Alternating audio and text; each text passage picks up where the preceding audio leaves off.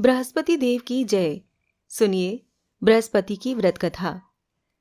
एक समय की बात है कि भारतवर्ष में एक राजा राज्य करता था। वो बड़ा ही प्रतापी और दानी था। वो नित्य प्रतिदिन मंदिर में दर्शन करने जाता था। वो ब्राह्मण और गुरु की सेवा किया करता था। उसके दरवाजे से कोई भी निराश होकर नहीं लौटता था तथा वो प्रत्येक गुरुवार को व्रत रखता और पूजन करता था। हर एक दिन गरीबों की सहायता करता था। परंतु ये सब बातें उसकी रानी को अच्छी नहीं लगती थीं। वो न तो व्रत करती और न किसी को एक दमड़ी तक दान में देती थी तथा राजा से भी ऐसा करने को मना किया करती थी। एक समय की बात है कि राजा तो शिकार खेलने वन को गए हुए थे। घर पर रानी और दासी थी। उस समय गुरु बृहस्पति देव एक साधु का रूप धारण कर राजा के दरवाजे पर भिक्षा मांगने आए तथा भिक्षा मांगी तो रानी कहने लगी, हे साधु महाराज, मैं तो इस दान और पुण्य से तंग आ गई हूँ। मेरे से तो घर का काम ही खत्म नहीं होता। इस काम के लिए तो मेरे पतिदेव ही बहुत हैं। अब आप इस प्रकार की कृपा करें कि ये सब धन नष्ट हो जाए ताकि मैं आराम से रह सकूं। साधु बोले, हे देवी, तुम तो बड़ी विचित्र हो। संतान और धन से कोई दुखी नहीं होता, इसको सभी चाहते हैं। पापी भी पुत्र और धन की इच्छा करता है। अगर आपके पास धन अधिक है तो भूखे मनुष्यों को भोजन करवाओ, प्याऊ लगवाओ, ब्राह्मणों को दान दो, धर्मशाला बनवाओ, कुआं, तालाब, बावड़ी, बाग बगीचे आदि का निर्माण कराओ, निर्धन मनुष्यों की कुंवारी कन्याओं का विवाह कराओ और अनेकों यज्ञ आदि धर्म करो। इस प्रकार के कर्मों से आपकी कुल और आपका नाम परलोक में सार्थक और स्वर्ग की प्राप्ति होगी। मगर वो रानी इन बातों से खुश न हुई। वो बोली, हे साधु महाराज, मुझे ऐसे धन की भी आवश्यकता नहीं है जिसको और मनुष्यों को दान दूं और जिसको रखने उठाने में मेरा सारा समय ही बर्बाद हो जाए। साधु ने कहा, हे देवी, तुम्हारी ऐसी इच्छा है तो ऐसा ही होगा। मैं तुम्हें बताता हूँ, वैसा ही करना। बृहस्पतिवार के दिन घर को गोबर से लीपना, अपने केशों को धोना, केशों को धोते समय स्नान करना, राजा से कहना वो हजामत करवाए, भोजन में मांस मदिरा खाना, कपड़ा धोबी के यहाँ धुलने डालना। इस प्रकार 7 बृहस्पति करने से तुम्हारा सब धन नष्ट हो जाएगा। ऐसा कहकर वो साधु महाराज वहां से अंतर ध्यान हो गए। रानी ने साधु के कहने के अनुसार वैसा ही किया।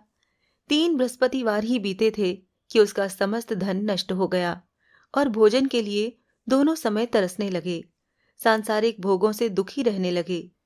तब वो राजा रानी से कहने लगा कि रानी, तुम यहाँ पर रहो, मैं दूसरे देश को जाऊं, क्योंकि यहाँ पर मुझे सभी मनुष्य जानते हैं, इसीलिए कोई कार्य भी नहीं कर सकता। देश चोरी परदेश भीख बराबर है। ऐसा कहकर राजा परदेश चला गया। वहां जंगल में जाता और लकड़ी काट कर लाता और शहर में बेचता। इस तरह जीवन व्यतीत करने लगा। इधर राजा के घर रानी और दासी दुखी रहने लगे। किसी दिन भोजन मिलता और किसी दिन जल पीकर ही रह जाती। एक समय रानी और दासी को 7 रोज बिना भोजन के व्यतीत हो गए तो रानी ने अपनी दासी से कहा, हे दासी, यहाँ पास ही के नगर में मेरी बहन रहती है। वो बड़ी धनवान है। तू उसके पास जा और वहां से 5 सेर बेझर मांग ला, जिससे कुछ समय के लिए गुजर हो जाएगी। इस प्रकार रानी की आज्ञा मानकर दासी उसकी बहन के पास गई। तब रानी की बहन उस समय पूजन कर रही थी, क्योंकि उस रोज बृहस्पतिवार का दिन था। जब दासी ने रानी की बहन को देखा और उससे बोली, हे रानी, मुझे तुम्हारी बहन ने भेजा है, मेरे लिए 5 सेर बेझर दे दो। इस प्रकार दासी ने अनेक बार कहा, परंतु रानी ने कुछ भी उत्तर नहीं दिया, क्योंकि वो उस समय बृहस्पतिवार की व्रत कथा सुन रही थी। इस प्रकार जब दासी को किसी प्रकार का उत्तर नहीं मिला तो वो बहुत दुखी हुई और क्रोध भी आया और लौटकर अपने गांव आकर रानी के पास बोली, हे रानी, आपकी बहन बहुत ही बड़ी आदमी है। वो छोटे मनुष्यों से बात भी नहीं करती, क्योंकि मैंने उनसे कहा तो उन्होंने कोई उत्तर नहीं दिया, इसीलिए मैं वापस चली आई। रानी बोली, हे दासी, इसमें उसका कोई दोष नहीं है। जब बुरे दिन आते हैं तब कोई सहारा नहीं देता। अच्छे बुरे का पता विपत्ति में ही लगता है। जो ईश्वर की इच्छा होगी वही होगा। वो सब हमारे भाग्य का दोष है। इधर उस रानी की बहन ने देखा कि मेरी बहन की दासी आई थी, परंतु मैं उससे नहीं बोली। इससे वो बहुत दुखी हुई और ये सोचकर, कथा को सुनकर और विष्णु भगवान का पूजन समाप्त कर वो रानी अपनी बहन के घर चल दी और जाकर अपनी बहन से कहने लगी, हे बहन, मैं बृहस्पतिवार का व्रत कर रही थी। तुम्हारी दासी गई, परंतु जब तक कथा होती है तब तक न उठते हैं और न बोलते हैं, इसीलिए मैं न बोली। कहो दासी, क्यों गई थी? रानी बोली, बहन, हमारे अनाज नहीं था। वैसे तुमसे कोई बात छिपी नहीं है, इस कारण मैंने दासी को तुम्हारे पास 5 सेर बेजर लेने के लिए भेजा था। रानी बोली, बहन देखो, बृहस्पति भगवान सबकी मनोकामना पूर्ण करते हैं। देखो, शायद तुम्हारे घर में अनाज रखा हो। इस प्रकार का वचन जब रानी ने सुना तो घर के अंदर गई और वहां उसे एक घड़ा बेजर का भरा मिल गया।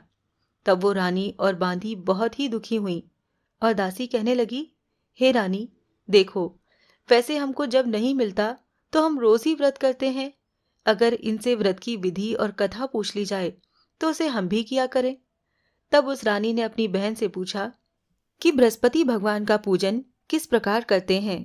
तब उसकी बहन ने बताया, हे बहन, बृहस्पतिवार के व्रत में चना की दाल, मुनक्का से विष्णु भगवान का केले की जड़ में पूजन करें तथा दीपक जलाएं, पीला भोजन करें तथा कहानी सुने। इस प्रकार करने से गुरु भगवान प्रसन्न होते हैं, अन्न, पुत्र, धन देते हैं, मनोकामना पूर्ण करते हैं। इस प्रकार रानी और दासी दोनों ने निश्चय किया कि बृहस्पति भगवान का पूजन जरूर करेंगी। 7 रोज बाद जब बृहस्पतिवार आया तो उन्होंने व्रत रखा। घुड़साल में जाकर चना गुड़ बीन लाई तथा उसकी दाल से केले की जड़ का विष्णु भगवान का पूजन किया। अब पीला भोजन कहाँ से आए? बेचारी बड़ी दुखी हुई, परंतु उन्होंने व्रत किया था, इस कारण गुरु भगवान प्रसन्न थे। 2 थालों में सुंदर पीला भोजन लेकर आए और दासी को देकर बोले, हे दासी, ये तुम्हारे और रानी के लिए भोजन है, तुम दोनों करना।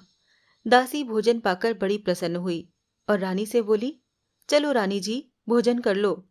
रानी को इस विषय में कुछ भी पता नहीं था, इसीलिए वो दासी से बोली, तू ही भोजन कर, क्योंकि तू हमारी व्यर्थ में हंसी उड़ाती है। दासी बोली, एक महात्मा भोजन दे गए हैं। रानी कहने लगी, वो भोजन तेरे ही लिए दे गए हैं, इसीलिए तू ही भोजन कर। दासी ने कहा, वो महात्मा हम दोनों को 2 थालों में भोजन दे गए हैं, इसीलिए हम और तुम दोनों ही साथ साथ भोजन करेंगी। इस प्रकार रानी और बांदी दोनों ने गुरु भगवान को नमस्कार कर भोजन प्रारंभ किया और अब वो प्रत्येक बृहस्पतिवार को गुरु भगवान का व्रत और विष्णु भगवान का पूजन करने लगी। बृहस्पति भगवान की कृपा से फिर रानी और दासी के पास बहुत सा धन हो गया और रानी फिर उसी प्रकार आलस्य करने लगी। तब दासी बोली, देखो रानी, तुम पहले भी इसी प्रकार आलस्य करती थी, तुम्हें धन के रखने में कष्ट होता था, इस कारण सभी धन नष्ट हो गया। अब गुरु भगवान की कृपा से धन मिला है तो फिर तुम्हें आलस्य होता है। बड़ी मुसीबतों के बाद हमने ये धन पाया है, इसीलिए हमें दान पुण्य करना चाहिए तथा भूखे मनुष्यों को भोजन कराना चाहिए, प्याऊ लगवाने चाहिए, ब्राह्मणों को दान देना चाहिए, कुआं, तालाब, बावड़ी आदि का निर्माण करवाओ, मंदिर पाठशाला बनवाकर दान दो, कुंवारी कन्याओं का विवाह करवाओ, धन को शुभ कर्मों में खर्च करो, जिससे तुम्हारे कुल का यश बढ़े और स्वर्ग को प्राप्त हो और पितर प्रसन्न हो। तब रानी ने इसी प्रकार के कर्म करने प्रारंभ किए तो काफी यश फैलने लगा। एक दिन रानी और दासी विचार करने लगी कि न जाने राजा किस प्रकार से होंगे, उनकी कोई खबर नहीं। गुरु भगवान से उन्होंने प्रार्थना की और भगवान ने रात्रि में राजा को स्वप्न में कहा, हे राजा, उठ, तेरी रानी तुझे याद करती है, अपने देश को चला जा। राजा प्रातःकाल उठा और विचार करने लगा, स्त्री जाति खाने और पहनने की संगिनी होती है, पर भगवान की आज्ञा मानकर वो अपने नगर में चलने के लिए तैयार हुआ। इससे पहले जब राजा परदेश चला गया तो परदेश में दुखी रहने लगा। प्रतिदिन जंगल में से लकड़ी बीन कर लाता और उन्हें शहर में बेचकर अपने दुखी जीवन को बड़ी कठिनता से व्यतीत करता था। एक दिन राजा दुखी होकर अपनी पुरानी बातों को याद करके रोने लगा।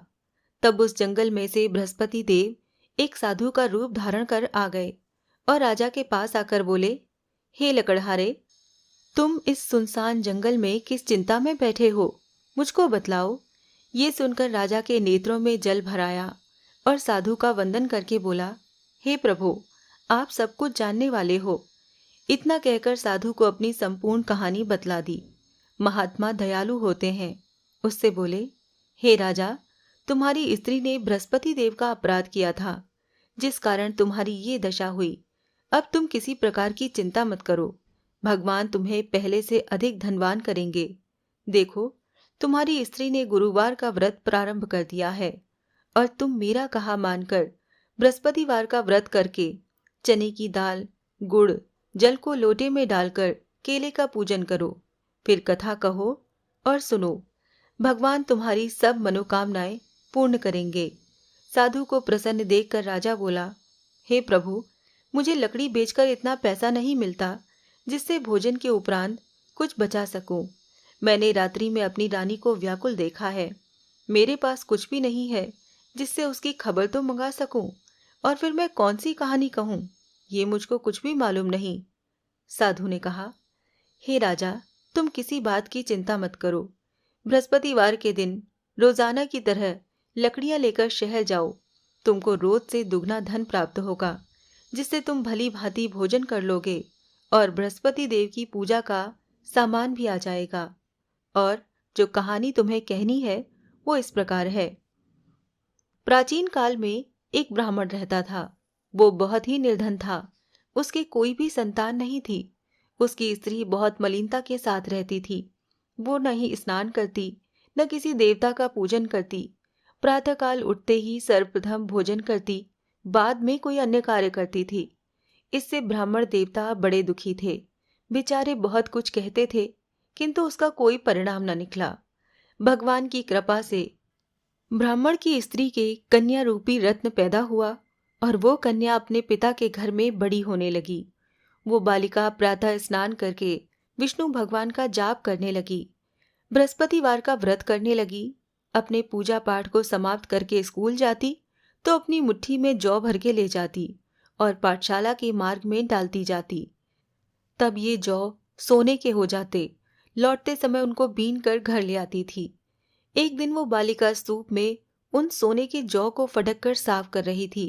उसकी माँ ने देख लिया और कहा, हे बेटी, सोने के जौ को फटकने के लिए सोने का ही सूप होना चाहिए। दूसरे दिन गुरुवार था। इस कन्या ने व्रत रखा और बृहस्पति देव से प्रार्थना करके कहा, हे प्रभु, मैंने आपकी पूजा सच्चे मन से की हो तो मेरे लिए सोने का सूप दे दो। बृहस्पति देव ने उसकी प्रार्थना स्वीकार कर ली। रोजाना की तरह वो कन्या जौ फैलाती हुई जाने लगी। जब लौटकर जौ बीन रही थी तो बृहस्पति देव की कृपा से उसे सोने का सूप मिला। उसे वो घर ले आई और उसे जौ साफ करने लगी, परंतु उसकी माँ का वही ढंग रहा। एक दिन की बात है, वो कन्या सोने के सूप में जौ साफ कर रही थी। उसी समय उस शहर का राजपुत्र वहां से होकर निकला। इस कन्या के रूप और कार्य को देखकर मोहित हो गया। अपने घर आकर भोजन तथा जल त्याग कर उदास होकर लेट गया। राजा को जब इस बात का पता लगा तो अपने प्रधानमंत्रियों के साथ उसके पास गए और बोले, हे बेटा, तुम्हें किस बात का कष्ट है? किसी ने अपमान किया है अथवा कोई और कारण है? सो कहो, मैं वही कार्य करूंगा जिससे तुम्हें प्रसन्नता हो। अपने पिता की राजकुमार ने बातें सुनी तो वो बोला, मुझे आपकी कृपा से किसी बात का दुख नहीं है। किसी ने मेरा अपमान नहीं किया है, परंतु मैं उस लड़की के साथ विवाह करना चाहता हूँ जो सोने के सूप में सोने के जौ साफ कर रही थी। ये सुनकर राजा आश्चर्य में पड़ गए और बोले, हे बेटा, इस तरह की कन्या का पता तुम ही लगाओ। मैं उसके साथ तुम्हारा विवाह अवश्य ही करवा दूंगा। राजकुमार ने उस लड़की के घर का पता बतलाया।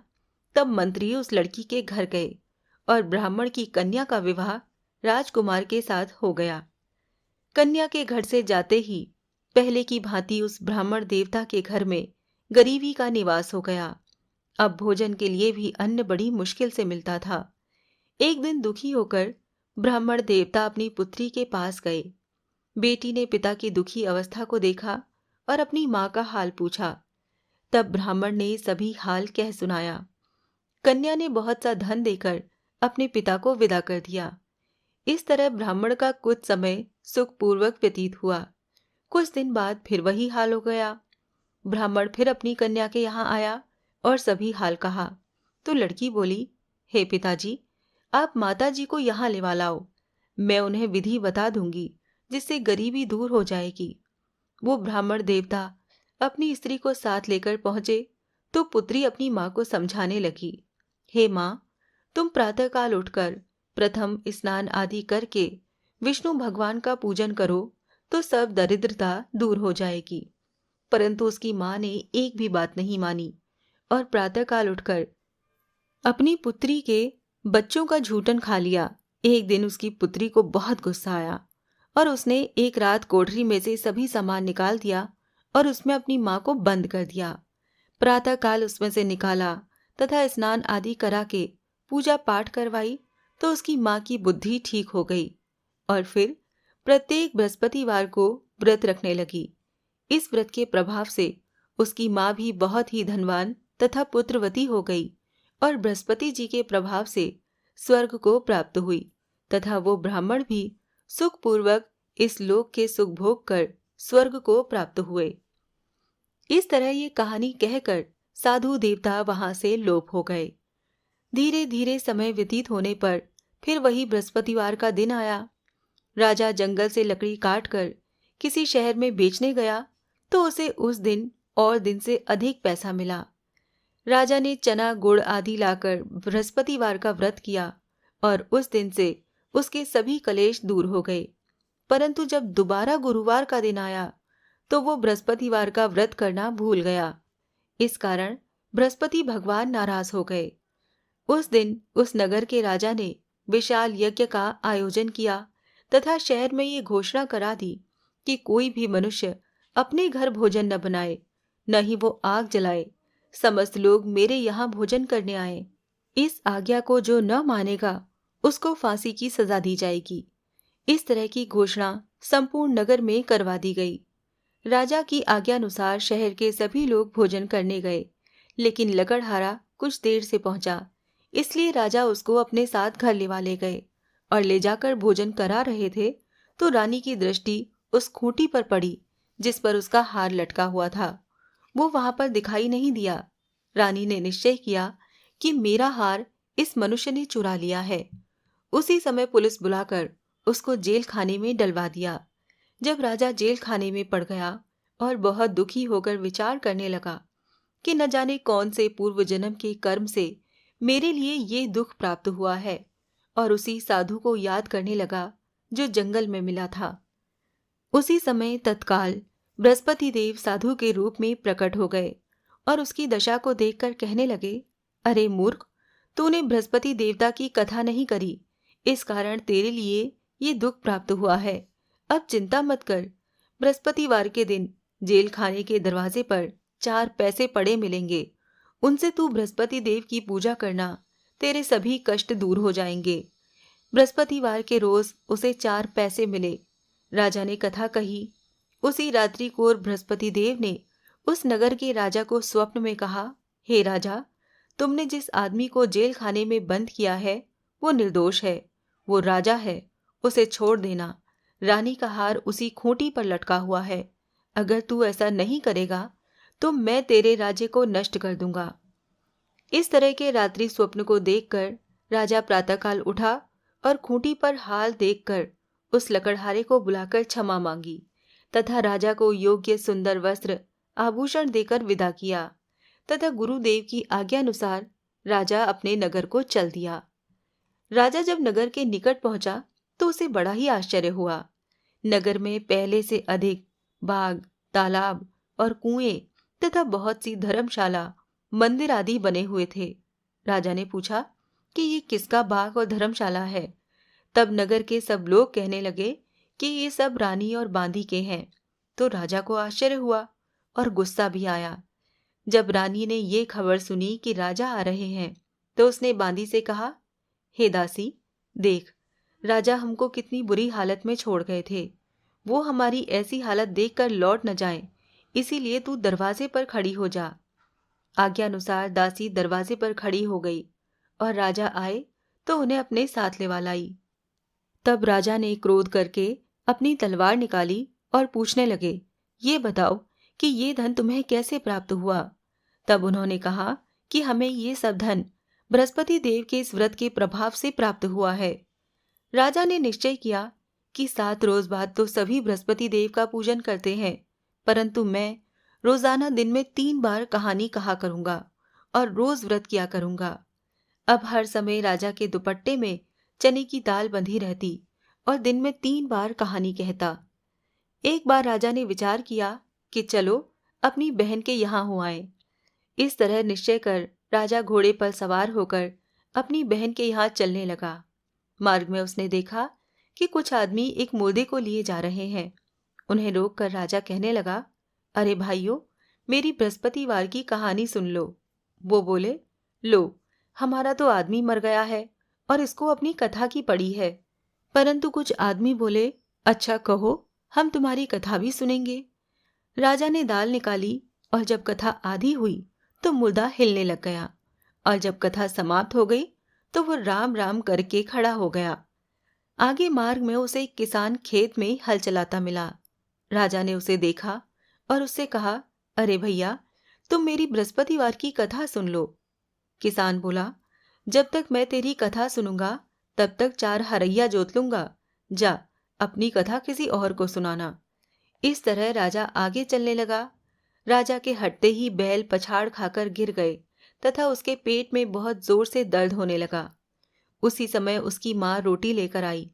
उसने जब ये देखा तो अपने पुत्र से सब हाल पूछा और बेटे ने सभी हाल कह दिया तो बुढ़िया दौड़ी दौड़ी उस घुड़सवार के पास गई और उससे बोली, मैं तेरी कथा सुनूंगी, तू अपनी कथा मेरे खेत पर ही चलकर कहना। राजा ने बुढ़िया के खेत पर जाकर कथा कही, जिसके सुनते ही वो बैल खड़े हुए तथा किसान के पेट का दर्द बंद हो गया। राजा अपनी बहन के घर पहुंच गया। बहन ने भाई की खूब मेहमानी की। दूसरे रोज प्रातःकाल राजा जगा तो वो देखने लगा कि सब लोग भोजन कर रहे हैं। राजा ने अपनी बहन से कहा कि क्या कोई ऐसा मनुष्य नहीं है जिसने भोजन न किया हो? मेरी बृहस्पतिवार की कथा सुन ले। बहन बोली, हे भैया, ये देश ऐसा ही है। पहले यहाँ लोग भोजन करते हैं, बाद में अन्य काम करते हैं। अगर कोई पड़ोस में हो तो देख आऊं। वो ऐसा कहकर देखने चली, परंतु उसे ऐसा कोई भी व्यक्ति नहीं मिला जिसने भोजन न किया हो। अतः वो एक कुम्हार के घर गई, जिसका लड़का बीमार था। उसे मालूम हुआ कि उनके यहाँ 3 रोज से किसी ने भोजन नहीं किया है। रानी ने अपने भाई की कथा सुनने के लिए कुम्हार से पूछा तो वो तैयार हो गया। राजा ने जाकर बृहस्पतिवार की कथा कही, जिसको सुनकर उसका लड़का ठीक हो गया। अब तो राजा की प्रशंसा होने लगी। एक दिन राजा ने अपनी बहन से कहा, हे बहन, हम अपने घर को जाएंगे, तुम भी तैयार हो जाओ। राजा की बहन ने अपनी सास से कहा। सास बोली, हाँ चली जा, परंतु अपने लड़कों को मत ले जाना, क्योंकि तेरे भाई की कोई औलाद नहीं होती है। बहन ने अपने भैया से कहा, हे भैया, मैं तो चलूंगी, पर कोई बालक नहीं जाएगा। राजा बोला, जब कोई बालक नहीं चलेगा तब तुम ही चलकर क्या करोगी? बड़े दुखी मन से राजा अपने नगर को लौट आया। राजा ने अपनी रानी से कहा, हम निर्वंशी राजा हैं, हमारा मुंह देखने का धर्म नहीं है। और उसने कुछ भी भोजन आदि नहीं किया। रानी बोली, हे प्रभु, बृहस्पति देव ने हमें सब कुछ दिया है, हमें औलाद भी अवश्य देंगे। उसी रात को बृहस्पति देव ने राजा को स्वप्न में कहा, हे राजा, उठ, सभी सोच को त्याग दे, तेरी रानी गर्भ से है। राजा को ये बात सुनकर बड़ी खुशी हुई। 9वें महीने में उसके गर्भ से एक सुंदर पुत्र पैदा हुआ। तब राजा बोला, हे रानी, स्त्री बिना भोजन के रह सकती है, पर बिना कहे नहीं रह सकती। जब मेरी बहन आए तो मुझसे कुछ कहना मत। रानी ने सुनकर हाँ कर दिया। जब राजा की बहन ने ये शुभ समाचार सुना तो वो बहुत खुश हुई और बधाई लेकर अपने भाई के यहाँ आई। तब रानी ने कहा, घोड़ा चढ़कर तो नहीं आई, गधा चढ़ी आई। राजा की बहन बोली, भाभी, मैं इस प्रकार न कहती तो तुम्हें औलाद कैसे मिलती? बृहस्पति देव ऐसे ही हैं, जैसी जिसके मन में कामनाएं हैं सभी को पूर्ण करते हैं। जो सद्भावना पूर्वक बृहस्पतिवार का व्रत करता है एवं कथा पढ़ता है अथवा सुनता है और दूसरों को सुनाता है, बृहस्पति देव उसकी सभी मनोकामनाएं पूर्ण करते हैं। भगवान बृहस्पति देव उनकी सदैव रक्षा करते हैं। संसार में सद्भावना से भगवान जी का पूजन, व्रत सच्चे हृदय से करते हैं तो उनकी सभी मनोकामनाएं पूर्ण करते हैं। जैसी सच्ची भावना से रानी और राजा ने उनकी कथा का गुणगान किया तो उनकी सभी इच्छाएं बृहस्पति देव जी ने पूर्ण की। इसीलिए सब कथा सुनने के बाद प्रसाद लेकर जाना चाहिए और हृदय से उनका मनन करते हुए जयकारा बोलना चाहिए। बोलिए बृहस्पति भगवान की जय।